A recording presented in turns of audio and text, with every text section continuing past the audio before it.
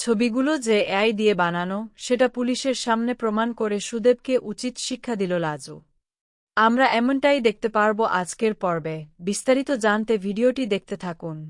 শুরুতে দেখা যায় লাজু কাজ করছিল, তখনই সুদেবের বাবা বলছি সুদেব, কারেন্টের বিল এবার কত বেড়েছে? ৩০ টাকা বেশি দিতে হয়েছে। কারেন্ট এত চালালে কি করে হবে? আমাকে কি পাড়াশুদ্ধ সবাইকে দেখাতে হবে নাকি? লাইট ফ্যান দিনভর চালিয়ে রাখলে তো বিল বাড়বেই। তখনই লাজু কিছুই বলে না, চুপ করে থাকে। তারপর আশার মা এসে বলে, সবে তো মাত্র ৩০ টাকা বেশি দিয়েছ, এই মাসে তো ১৩০ টাকা বেশি গুনতে হবে। এমন যদি রাতভর ফ্যান আর লাইট জ্বলতে থাকে তাহলে তো বিল বেড়েই আসবে। তখন সুদেবের বাবা বলেন, না না না, এটা করলে চলবে না। টাকা কি আর গাছে ধরে নাকি? এখন থেকে রাত ১০টার পর কারেন্ট চালানো বন্ধ, কোনো লাইট জ্বলবে না। তখন লাজু বলে, মানে লাইট জ্বলবে না? আমি তো ওই রাত ১০টার পরেই একটু সময় পাই পড়াশোনা করার জন্য। তাই আমি যদি রাত ১০টার পর না পড়ি তাহলে রাত জেগে না পড়লে আমি পড়াশোনা করব কখন? তখন সুদেবের বাবা বলে, কেন রাত জেগে পড়তে হবে কেন? দিনের বেলা পড়তে পারো না? তখন লাজু বলে, দিনের বেলা সংসারের হাজারটা কাজ থাকে, দিনের বেলা আমি সময়টা পাই কোথায়? ঠিক আছে, তাহলে আপনারাই বলে দিন, আমি দিনের বেলা কোনো কাজ করব না, শুধু পড়াশোনা করব। তখনই সুদেবের মা বলে, কি অলক্ষ্মী মেয়ে, এই বয়স্ক শাশুড়ি কাজ করবে আর সে কিনা পায়ের ওপর পা তুলে বসে বসে পড়াশোনা করবে? এত বড় সাহস তোমার? তখন লাজু বলে, আমি এখনো ভুল কি বলেছি? আমার কারেন্ট চালানো নিয়ে যদি এত সমস্যা হয়, পড়াশোনা নিয়ে যদি এত সমস্যা হয়, তাহলে তো বলবি।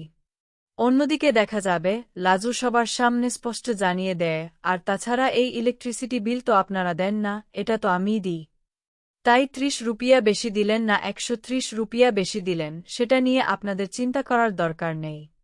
এই কথা শুনে সুদেবের বাবাসহ সবাই চমকে যায়। তখন সুদেব বলে, লাজু, আমার বাবাকে ইলেকট্রিসিটি বিল নিয়ে কথা শোনাচ্ছিস? সংসারে কয়েকটা টাকা দিচ্ছিস বলেই এত বড় সাহস হয়ে গেছে। তখন লাজু বলে, না, সাহস হয়নি, আমি শুধু সত্যি কথাটাই বলেছি। সত্যি কথা বলতে আমার কোনো সমস্যা নেই, আমিই তো বিল দিচ্ছি। তাহলে বলে দিন, এ বাড়িতে যদি আমি না থাকি তাহলে বরং সেখান থেকে চলে যাই। বলে দিন, জানিয়ে দিন। তাহলে আমি আজ বিকেলেই এখান থেকে চলে যাওয়ার ব্যবস্থা করছি। এই বলে লাজু সেখান থেকে চলে যায়। তখনই সুদেবের বাবা বলে, দেখো, এসব কিছু তোমার ছেলের জন্য হয়েছে। তোমার ছেলে নিজের বুকে বাগে আনতে পারছে না। তখন সুদেব বলে, দেখো না এবার আমি কি করি? অন্যদিকে দেখা যাবে বনলতা এবং অনুভব নিজেদের আইনজীবীদের নিয়ে মুখোমুখি বসেছে। তখন বনলতার আইনজীবী বলে, আচ্ছা মিস্টার চ্যাটার্জি, এবার বলুন আপনি কেন আমার ক্লায়েন্টের সঙ্গে দেখা করতে চেয়েছেন? তখন অনুভব বলে, ও আপনাকে বলেছে আমি দেখা করতে চেয়েছি? আসলে ওর এখনও মিথ্যে বলার স্বভাবটা যায়নি, সেই কারণেই আমি ওর সঙ্গে একা দেখা করিনি। না হলে এভাবেও মিথ্যে কথা বলতে পারত।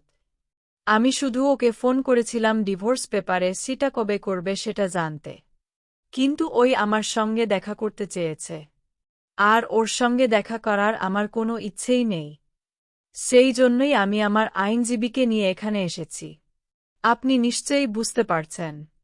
এই কথা শুনে বনলতার আইনজীবী চমকে যায়।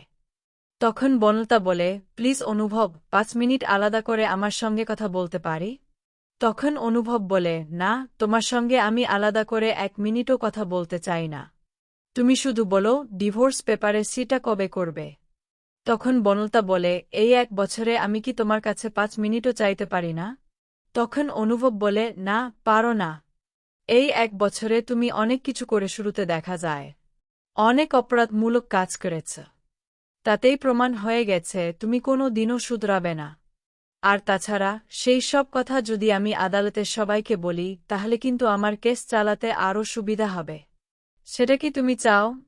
তখন বনলতা বলে, আচ্ছা অনুভব, তুমি তো শুধুমাত্র আমার কাজকর্মের জন্য আমাকে ডিভোর্স দিতে চাইছ না, তুমি তো লাজুর কথায় আমাকে ডিভোর্স দিতে চাইছ। নিশ্চয়ই লাজুই তোমাকে এসব বলেছে। তখন অনুভব বলে, শোনো বনলতা, তোমার মুখ থেকে এই সব আজেবাজে কথা আমি আর শুনতে চাই না। আমি যা জিজ্ঞাসা করেছি তুমি শুধু সেটার উত্তর দাও। তখন আইনজীবী বলে, আচ্ছা, আমার ক্লায়েন্ট যা করেছে নতুন করে সংসারটা বাঁচানোর জন্যই করেছে। তখন অনুভব বলে, প্লিজ আমাকে এসব কথা বলবেন না। আমি আর এসব শুনতে চাই না।